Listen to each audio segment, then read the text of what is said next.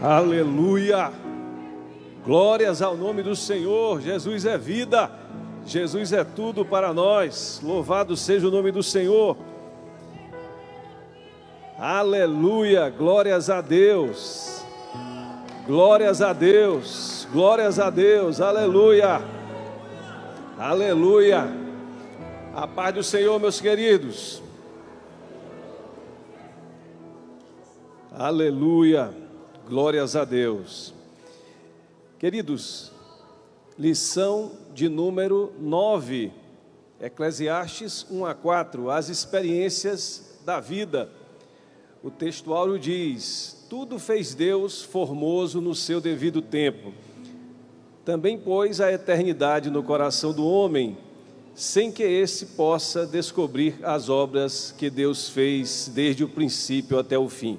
Eclesiastes 3, versículo de número 11. A verdade prática dessa lição diz: a vida só faz sentido quando Deus faz parte dela. Quantos podem dizer amém? Vamos ver a leitura bíblica em classe ou com todos, que está em Eclesiastes, capítulo 1, do versículo 1 ao 11, e do capítulo 3, versículo 1 ao 15. Vamos iniciar do versículo 1 desse livro. Eu vou ler o primeiro versículo, os irmãos, o seguinte, assim vamos até o fim, amém? Do 1 ao 11 inicialmente. Palavra do pregador, filho de Davi, rei de Jerusalém.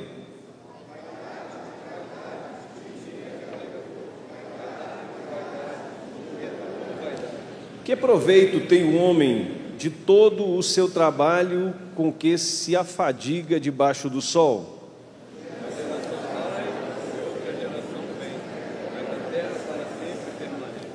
Levanta-se o sol e põe-se o sol e volta ao seu lugar, onde nasce de novo.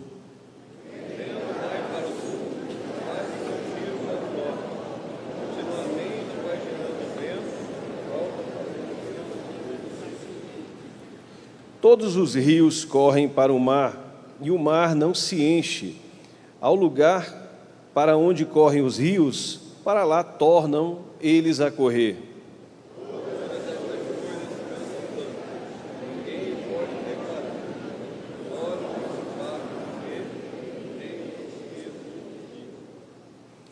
O que foi é o que há de ser, e o que se fez e se tornará a fazer. Nada há, pois, novo debaixo do sol.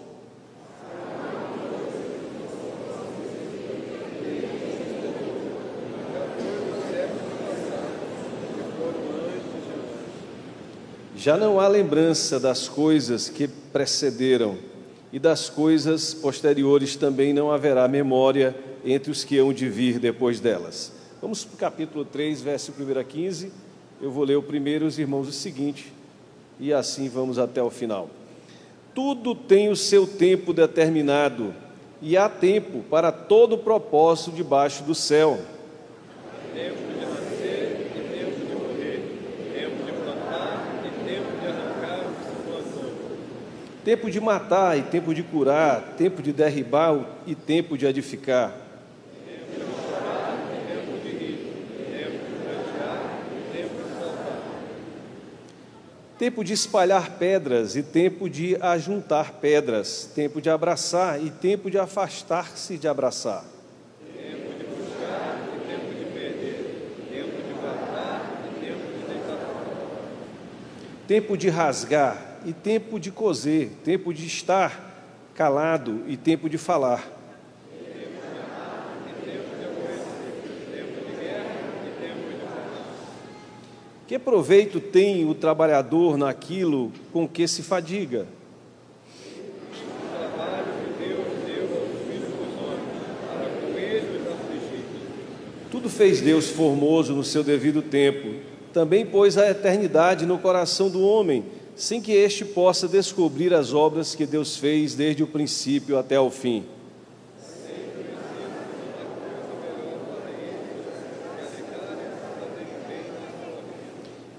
E também que é dom de Deus, que possa o homem comer, beber e desfrutar o bem de todo o seu trabalho.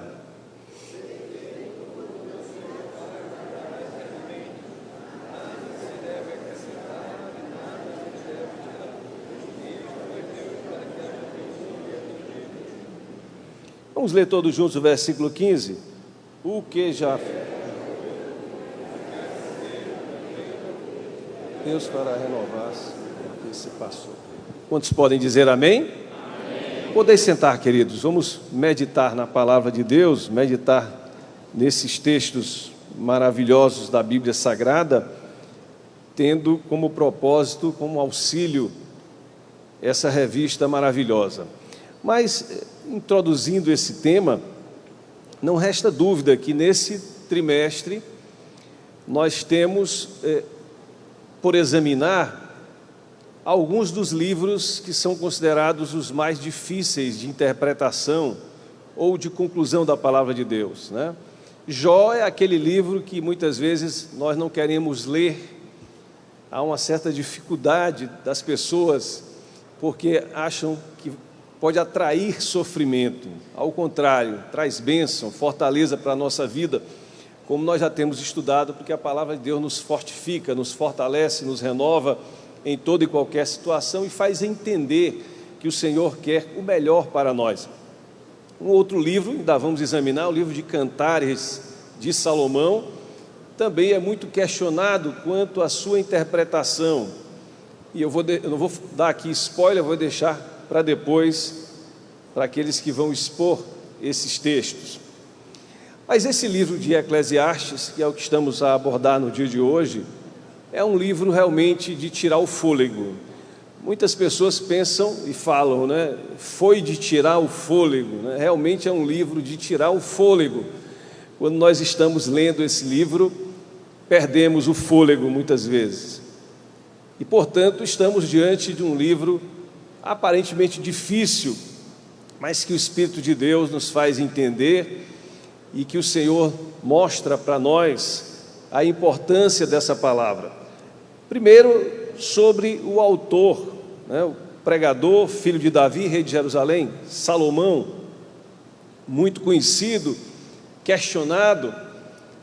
Só para nós termos uma ideia, alguns dos seus maus feitos, né, somente foram modificados com Josias, né, já às vésperas do encerramento da existência do reino de Judá.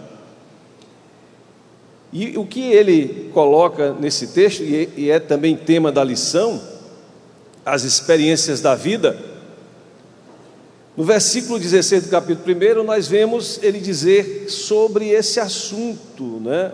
A larga experiência. Ele fala aqui da sabedoria, mas a larga experiência que esse homem teve de tudo, né? Tudo aquilo que no seu tempo se poderia ter de experiência, ele teve. E quando vamos lendo esse livro, nós vamos constatando exatamente isso. E alguns perguntam, será que Salomão foi salvo? Né? Muitas pessoas fazem essa pergunta. E quando nós lemos esse livro, nós vemos que sim, né? Salomão, ao final dos seus dias, cônscio de tudo aquilo que tinha realizado na sua vida, ele chega à conclusão de que o que vale a pena realmente em tudo é temer a Deus e glorificar o nome do Senhor. E esse registro é suficiente para entender o arrependimento. Esse livro nos dá para entender isso, o que vale a pena na vida do homem realmente é temer a Deus.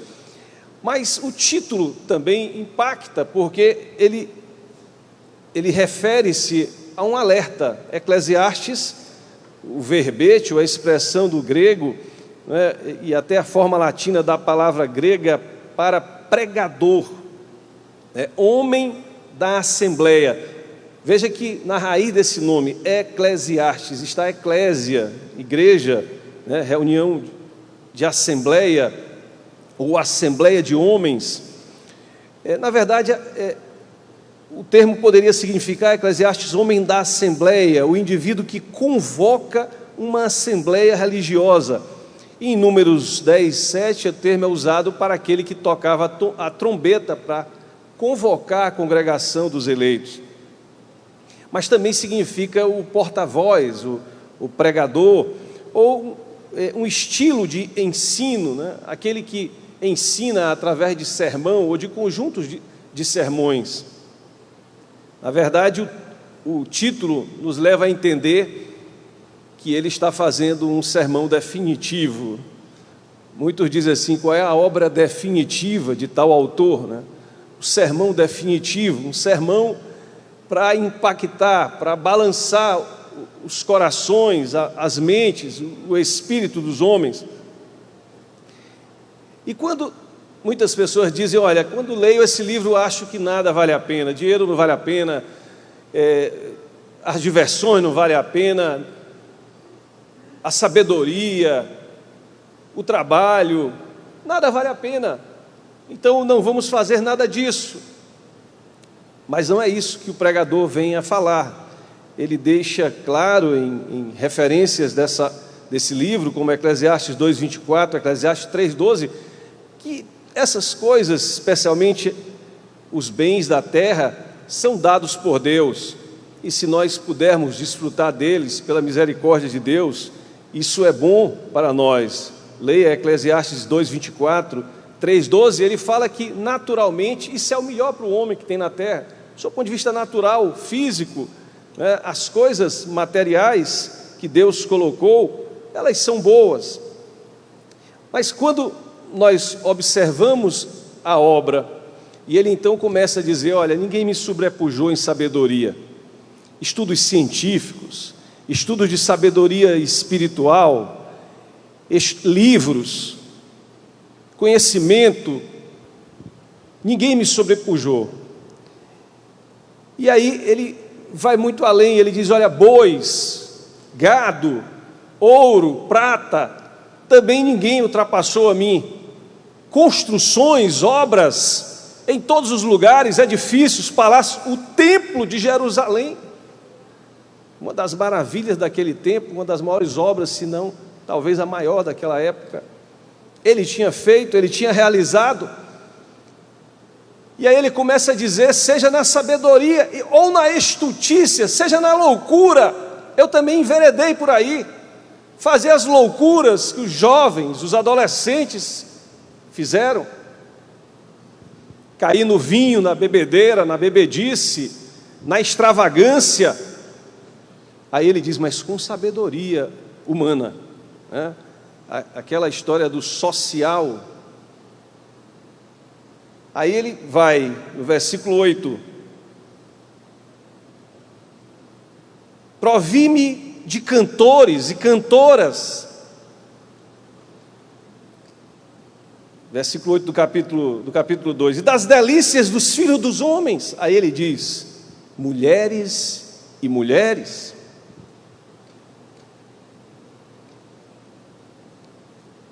Engrandeci-me e sobrepujei a todos os que viveram antes de mim em Jerusalém, mas perseverou em mim, e diz ele aqui, essa sabedoria humana, um certo controle das situações. E aí ele diz no versículo 10 do capítulo 2, tudo quanto desejaram os meus olhos não lhes neguei, nem privei o coração de alegria alguma, pois eu me alegrava com todas as minhas fadigas, e isso era a recompensa de todas elas. Humanamente falando, ele fez todas as coisas que se podia fazer. E na sequência, ele vai falar do trabalho, ele vai falar de obras. E quando nós vemos na introdução da revista, está escrito, todo esforço humano separado de Deus. Tem versículo que também trata sobre isso, versículo 25 do capítulo 2 de Eclesiastes. Todo esforço humano separado de Deus, isto é, sem Deus, ninguém pode encontrar satisfação duradoura e significado, seja no trabalho ou nas diversões da vida. Quantos podem dizer amém? E certamente a tese, o tema desse livro é avaliar os benefícios, se é que existem, de viver e trabalhar para o prazer, para si e para o pecado, enquanto Deus e as suas reivindicações, elas são negligenciadas. Esse é o ponto do livro, o propósito do livro. O homem que exclui Deus da sua vida, das suas diversões, do seu lazer, dos seus propósitos, do seu trabalho, do seu projeto, das suas realizações,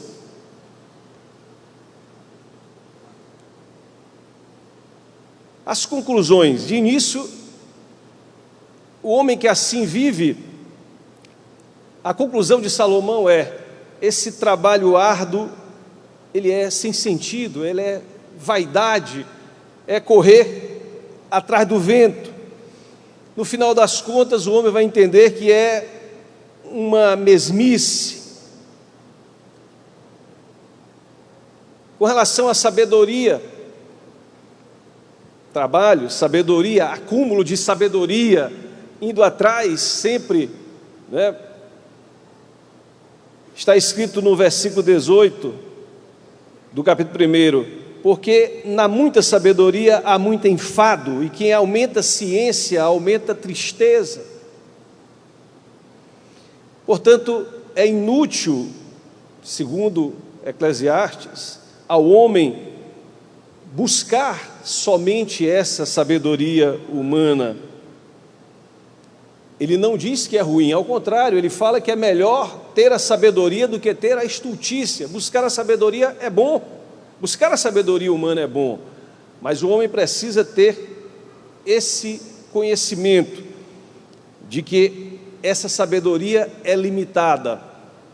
Essa sabedoria não é a que mais importa ter na vida. E aí ele vai dizer que somente buscar essa sabedoria é pura vaidade, é correr atrás do vento, não representa nada. Nós poderíamos aqui, queridos, nesse dia, falar de tantos e tantos pensadores que são considerados importantes e que, infelizmente, alguns dos seus filhos se suicidaram, ou eles mesmos se suicidaram. Sabemos que esse é um problema da alma que precisa ser bastante discutido, com cuidado. Mas muitas filosofias não servem para dar qualquer, ou sabedoria humana, não servem para dar sustentação, nem à própria pessoa que a dissemina, nem às famílias dessas pessoas.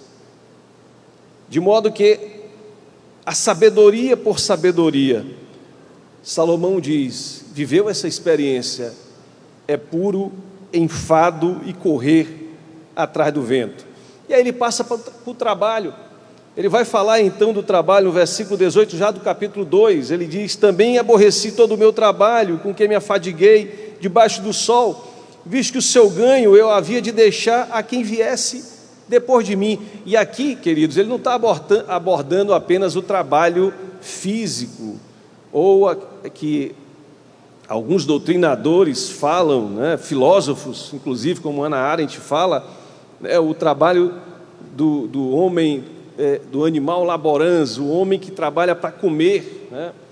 Não é qualquer trabalho, o trabalho daquele que faz, daquele que fabrica, né, objetos que compõem o mundo, o trabalho daquele que vai para o campo da ação humana, dos reis, né, daqueles que são sábios, professores, daqueles que vão para o espaço público, jornalístico, escritores. A conclusão, segundo Salomão, de que também qualquer trabalho, pelo trabalho, é pura vaidade e correr atrás do vento. Não há como não dar um spoiler, até porque logo depois ele vai entrar no capítulo 3, já no tema, para arrematar no final do livro. Ele escreveu muito sobre isso em Provérbios, irmão Norata também abordou isso domingo passado, tratando do temor do Senhor, do homem se colocar debaixo de Deus, entender que ele não é Deus, que ele é limitado, mesmo que ele tenha saúde, mesmo que ele tenha bens, mesmo que ele tenha riqueza, mesmo que ele tenha uma boa autoestima, de qualquer modo, ele precisa entender que está debaixo dessa autoridade de Deus e de que realmente todas essas coisas, seja o acúmulo de sabedoria, o acúmulo de conhecimento humano, seja o trabalho humano, sejam as obras, as realizações humanas, todas essas coisas, se o homem não glorificar a Deus através delas, nada dessas coisas tem qualquer sentido para a vida do homem e se torna enfado e pura vaidade. até mesmo, queridos, a obra de Deus.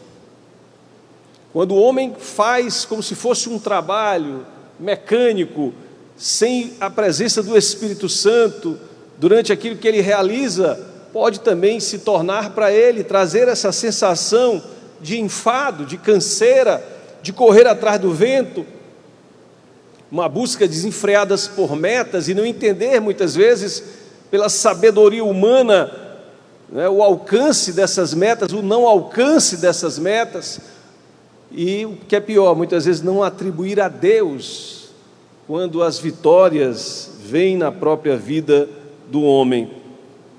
Quando lemos esse versículo, e esses versículos que estamos estudando, nós vemos o controle de Deus. Vemos que Deus controla todas as coisas, e que esse homem, esse pregador, usou essa expressão pregador como arauto, como porta-voz, como aquele que alerta, como aquele que chama a atenção, como aquele que diz: eu vivi essa experiência e eu estou passando para vocês essa experiência. Não adianta você passar da área A para a área B. Não adianta qualquer esforço seu, se isso for feito apenas para a sua própria satisfação. Isso vai redundar em uma sensação totalmente negativa para você próprio. É correr atrás do vento, é a conclusão desse trabalho árduo, desse acúmulo de correr atrás de sabedoria, de conhecimento. O versículo 26 do capítulo 2 diz: porque Deus dá sabedoria, conhecimento e prazer ao homem que lhe agrada, mas ao pecador dá trabalho para que ele ajunte, amontoe, a fim de dar àquele que agrada a Deus. Também isso é vaidade, correr atrás do vento. Seja o ímpio, seja o crédulo, que recebe e tem a consciência que é de Deus, mas se não for para a glória de Deus, não vai valer a pena. Mas há uma diferença, e Salomão começa a enfocar isso, nesse sentido, primeiro de saber e ter a consciência de que é Deus que dá, é o Senhor que tem dado a sabedoria, é o Senhor que tem dado o trabalho, é Ele que tem dado o conhecimento, Ele que tem aberto as portas, Ele que tem dado o prazer, o lazer, a família, o casamento, os filhos. E aí o homem começa então a glorificar o Senhor. Quantos podem dizer amém? Mas aqui está sendo enfocado por enquanto esse lado negativo, mas Salomão faz essa pausa já aqui no capítulo 2, uma parte do capítulo 2, para que nós possamos entender que a alegria que vem ao homem, a maior alegria que vem ao coração do homem é quando ele realmente teme a Deus, porque em qualquer situação, como o livro de Jó nos ensinou, e Salomão também vem enfocar, que venha sobre a vida do homem, se esse homem é um homem que teme a Deus, ele tem todas as coisas. E ele vai começar a explicar algumas das razões disso. Primeiro, o fator tempo. Compreenda, queridos, nós estamos em um período da vida humana limitado. Eu não sei quantos anos vou viver, você também não sabe, mas esse período é limitado. Alguns dizem que talvez a pessoa viva na face da terra com mais idade, tenha talvez 123 anos, não sei se isso é verdade, mas para quem já viveu 60, 70, 80, sabe que não demora muito chegar lá nos 123. E o fator tempo começa então a ser meditado por ele. Ele já enfocou que as coisas são uma eterna mesmice. Esse homem de tanta experiência, de tanta sabedoria, e ele então traz o fator tempo. Ele diz que tem tempo para tudo, ou seja, Deus criou a tua vida com tempo para você realizar os propósitos de Deus. Quantos podem dizer amém? É esse o tempo da vida. Se você viver para a glória de Deus, você vai realizar no teu tempo tudo aquilo que Deus quer que seja realizado pela tua vida. A vida não vai ser esse enfado, mas o enfoque nesse momento é que o homem caia em si, caia na real e entender essa limitação de tempo. Versículo 1, um dos textos mais citados da Bíblia, muitos citam, né? Pessoas mesmo do mundo, vários filósofos, pensadores, né? Diz assim: tudo tem o seu tempo determinado e há tempo para todo propósito debaixo do céu. E pela misericórdia dele, ele permite e traz bênçãos em muitos aspectos da vida para o homem natural. Queridos, existem bênçãos para aqueles que honram os pais, mesmo se eles não forem evangélicos.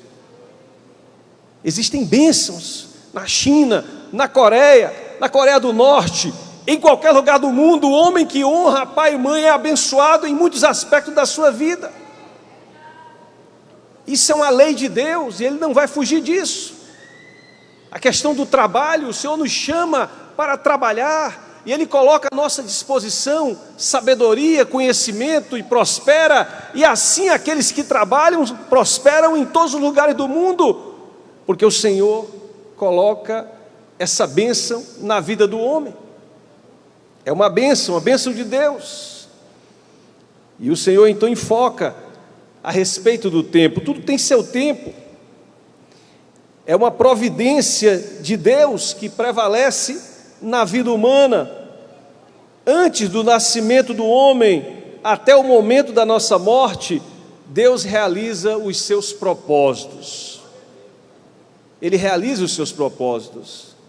E aquele que conhece a Deus percebe passo a passo esse plano de Deus sendo realizado na sua vida, porque vem dele, vem de Deus, essa providência, as bênçãos, aquilo que nós recebemos em seu devido tempo.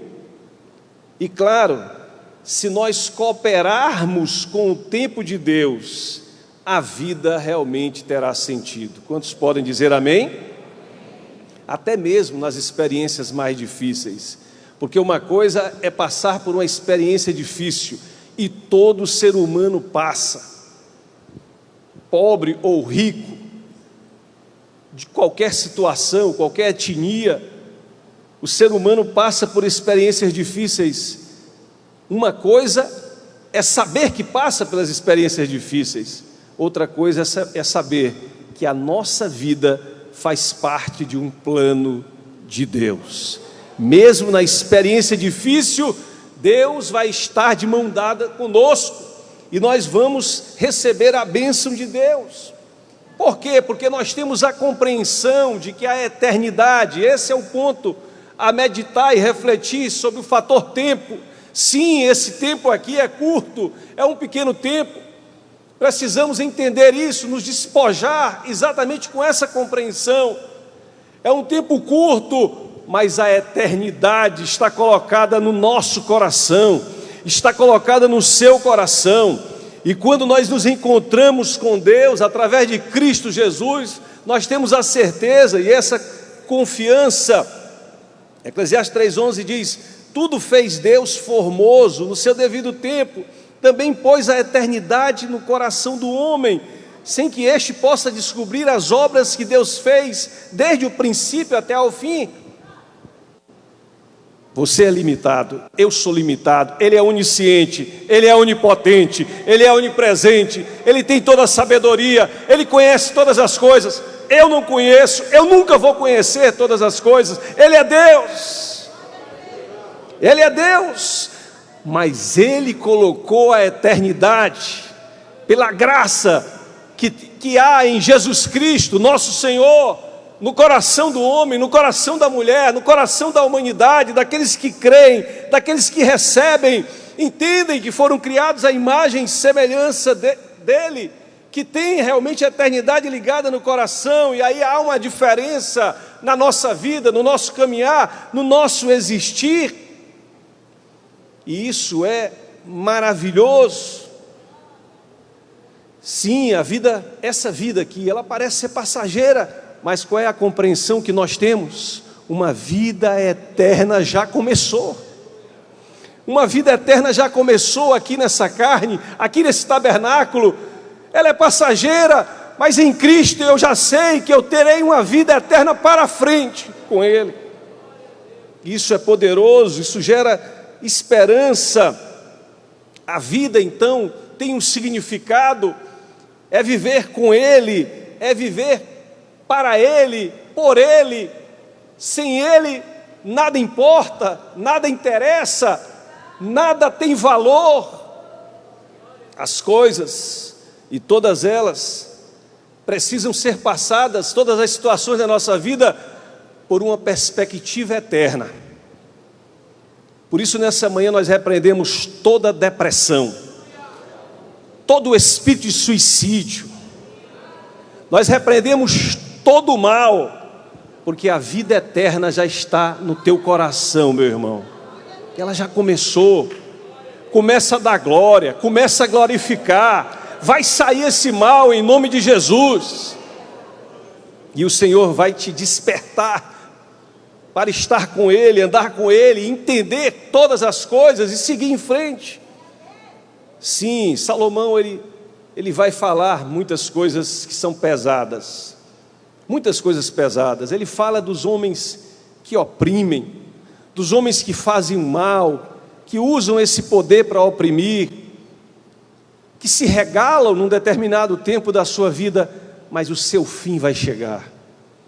Ele fala dos oprimidos, que estão sofrendo, que muitas vezes dizem, seria bom que eu não tivesse nem nascido. Mas aí é preciso esse homem olhar para Deus, e a sua vida vai fazer sentido, e aquilo que está lhe oprimindo vai sair no nome de Jesus de Nazaré. Quantos podem dizer amém? Amém. Viver para Ele tira o homem da monotonia, tira o homem de não ter sentido em mais nada, em nós não entendermos muitas vezes o que determinadas pessoas tão realizadas, que alcançaram, entre aspas, os seus objetivos, mas ceifaram a sua própria vida. As conclusões de Salomão, sob o ponto de vista do homem carnal, não adiantou, não fez sentido, é vaidade, foi correr atrás do vento, o vazio continua no coração, a vida continua oca, sem sentido. Não adiantou nada tanto conhecimento, tanta riqueza, tanto dinheiro. Não adiantou nada ser o tal, ser o mais bonitão.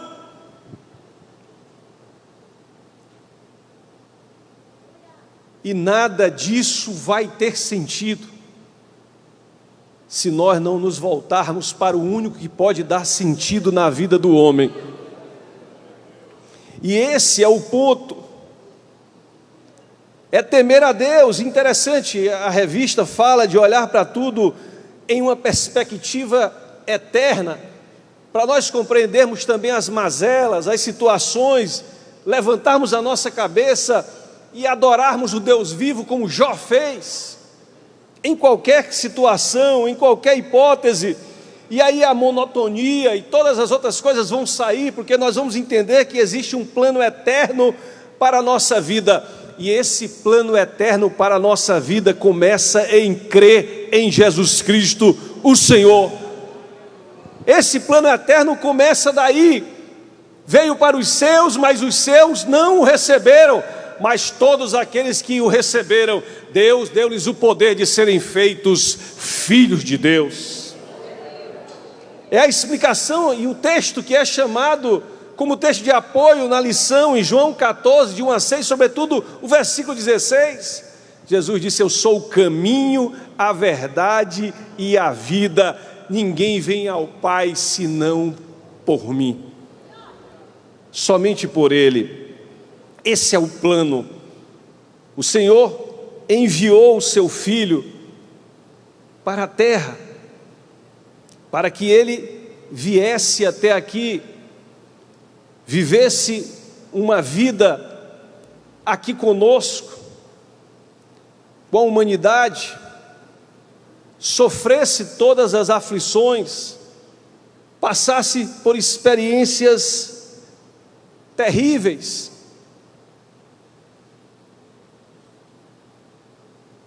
olhando para a cruz, o pior dos momentos da história da eternidade. Queridos, o chamado plano pactual de Deus, mostrando para nós que realmente o que interessa nessa vida é estar com Deus, servir a Ele e receber o que Ele tem para termos uma vida eterna com o Senhor. Jesus olhou para a cruz e quando Ele orou no Getsêmani, Ele sabia o que iria acontecer. Ele seria abandonado pelo próprio Pai, por necessidade tua e necessidade minha. Ele precisaria ir até o fim, derramando até a sua última gota de sangue, para que o teu pecado, o meu pecado, fosse sobre ele. Ele se fez pecado por nós, e todo o veneno de Satanás, todos os homicídios, estupros, feminicídios, abusos, tudo que foi realizado em toda a história para trás e que ainda seria realizado para frente, as guerras, o holocausto, as misérias, as mazelas, as opressões, as discriminações, a inveja, a mentira, a falsidade, as traições, tudo que seria cometido inclusive para frente, até hoje, amanhã, até a vinda de Cristo, fosse lançado sobre Jesus.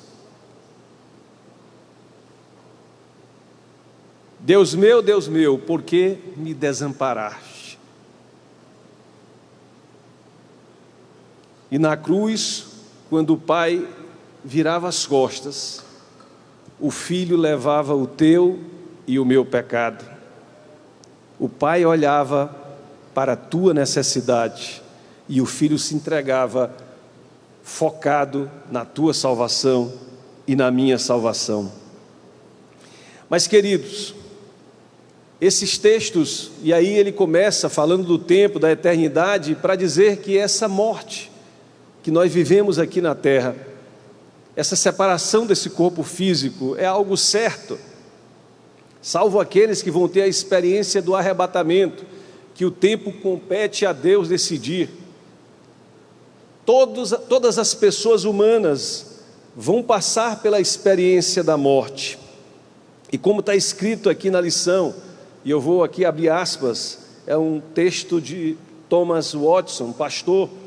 Ele diz assim: para os piedosos a eternidade é um dia no qual o sol nunca se põe, para os perversos é uma noite na qual o sol nunca nasce. E a revista conclui: se tememos a Deus, não precisamos ter medo de coisa alguma, pois Ele está no controle de tudo, e quando entrarmos na eternidade, compreenderemos melhor o seu plano como um todo. Quantos podem dizer amém? O plano de Deus. E nós ainda vamos entender e compreender muitas coisas. Resta a nós aqui na terra não ter medo, repreender todo medo que é lançado fora pelo amor de Deus na nossa vida, pela certeza dessa obra feita por Jesus Cristo, que nos faz vencer todo medo. Ele está no controle de todas as coisas, está no controle das nossas vidas, mas não podemos negar essa verdade. A morte, ela é certa para todos, com essa exceção que já mencionamos do arrebatamento. A morte é certa. O versículo 20 do capítulo 3 diz: todos vão para o mesmo lugar, todos procedem do pó, e ao pó tornarão. Interessante, queridos, é que quem lê o livro com muita atenção termina percebendo que Salomão, num determinado instante, ele fala as coisas como ímpio, tomando o lugar do ímpio. Muitos não compreendem o que ele está a dizer. Por exemplo, quando chegamos no capítulo 2, ele vai enfrentando várias situações, depois ele vai fazendo menções, no capítulo 3, a questão da morte. E quando chega aqui, muitos não compreendem o que ele diz. Ele fala assim, versículo 20: todos vão para o mesmo lugar, todos procedem do pó e ao pó tornarão. O corpo, a parte corpórea do homem. O homem, ele é corpo, alma e espírito. O seu corpo, o corpo de todo homem, pecador ou arrependido, aqueles que não se entregaram e os que se entregaram a Cristo, voltará ao pó. Aí no versículo 21 ele diz: quem sabe se o fôlego de vida dos filhos dos homens se dirige para cima, e o dos animais para baixo, para a terra. Essa é a conclusão que os ímpios chegam ao final. Quem é que sabe? Vivamos regaladamente, façamos aquilo que o esqueleto, os músculos estão exigindo, esqueçamos de todas as coisas, tudo é igual, vai acabar aqui mesmo, não tem diferença. Mas ao final do livro, Salomão vai dizer, eu vou ter que dar esse spoiler, mas isso vai ser mais bem explicado no futuro. Salomão diz assim: de tudo o que se tem ouvido, a suma é: teme a Deus e guarda os seus mandamentos, porque isto é o dever de todo homem, porque Deus há de trazer a juízo todas as obras, até as que estão escondidas, quer sejam boas, quer sejam más. E ele então revela que o espírito volta a Deus. O espírito do homem, ele volta para Deus. A participação de Deus, daquele que teme a Deus, na vida daquele que teme a Deus, e a sua situação espiritual, o seu destino espiritual, mostra claramente a diferença. Versículo 7 do capítulo 12: e o pó volte à terra como era, e o espírito volte a Deus que o deu. Versículo 6 do capítulo 12: nada daquilo que o ímpio pensa, da vida que o ímpio leva, vai ter qualquer sucesso nesse sentido espiritual. Mas aquele que teme a Deus, e o temor de Deus nos dias de hoje é viver uma vida segundo o querer de Deus, entregar a sua vida para Cristo, deixar o Espírito Santo dirigir a sua vida, valorizar a vida que Deus concede, desfrutá-la enquanto podemos, mas exaltando a Deus em todas as coisas da nossa vida. O pregador, ele fala sobre problemas. Eu vou tentar aqui sintetizar rapidamente esses problemas que nós precisamos tomar muito cuidado. Ímpios e santos. O primeiro deles, a inveja. Versículo 4 do capítulo 4: então vi que todo trabalho e toda destreza em obras provém da inveja do homem contra o seu próximo. Também isto é vaidade, correr atrás do vento. Queridos, a inveja é algo que tem que ser tratado no coração do homem. Claro que a lição também chama a atenção da preguiça, chama a atenção do isolamento. Aqueles que são preguiçosos, assim como a porta em seus gonzos é o preguiçoso na sua cama. Realmente a Bíblia nos chama para o trabalho, para arregaçar as mangas, mas apresentando o trabalho e a nossa vida para a glória de Deus, não para superar os outros, não para ser melhor do que os outros, mas para glorificar o nome do Senhor. Eu oro muitas vezes por pessoas e peço que o Senhor coloque na vida dessas pessoas algo que através do trabalho delas venha a glorificar a Deus. Eu oro muito nesse sentido, que o trabalho, que aquilo que nós fazemos, tudo aquilo que nós fazemos venha a glorificar a Deus, e isso não significa ser melhor do que os outros. O invejoso, ele irá perecer e vai chegar a essa conclusão de que nada adiantou. A motivação da nossa vida está em adorar e glorificar o Senhor. E por outro lado, a lição fala sobre aquele que quer se isolar, tudo para si.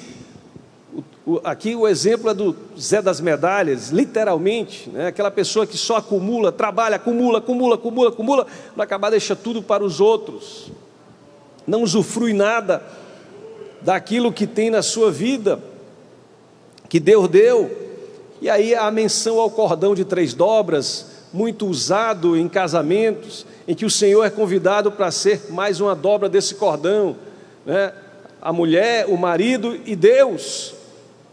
E a menção do texto é de que isso realmente é bom, porque esse cordão de três dobras, ele não se rompe. E aqui, queridos, essa questão do isolamento é um problema sério, porque existem maridos que não deixam as suas esposas terem o seu desenvolvimento, alcançarem o seu desenvolvimento na sua vida. Claro que as esposas têm muitas responsabilidades na família e não podem de modo algum negligenciar as suas responsabilidades, mas cabe a nós deixar que as mulheres venham a ter o seu desenvolvimento, porque é direito delas, bíblico, pela palavra de Deus, e assim elas são abençoadas por Deus, e são uma bênção também para a sociedade. Por isso, queridos, tem homens que não compartilham nada, decidem tudo sozinho. Não é o que diz a Bíblia. A Bíblia diz para o homem viver a vida comum do lar. O que é uma vida comum senão uma vida comunitária? Casamento não tem hierarquia, e não se assuste com isso, com o que eu estou dizendo aqui. Não existe hierarquia no casamento, não há hierarquia entre homem e mulher. Se homem e mulher são um só corpo, como é que um pode mandar no outro? Não existe isso. O que existe é uma vida comum do lar, e nas decisões importantes, a própria mulher vai dizer: homem, decide. Mas quase todas, muitas vezes 100% das coisas são decididas de comum acordo, e devem ser, porque é assim. Se é um só corpo, quem é que está decidindo? Quem é que está fazendo? São os dois. É a vida comum.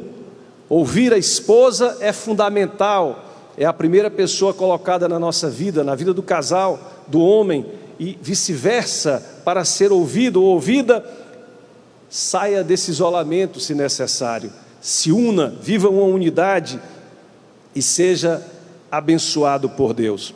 E também o pregador critica a história da popularidade, as pessoas que vivem por holofotes, alguns que o nome já é quase esse, né?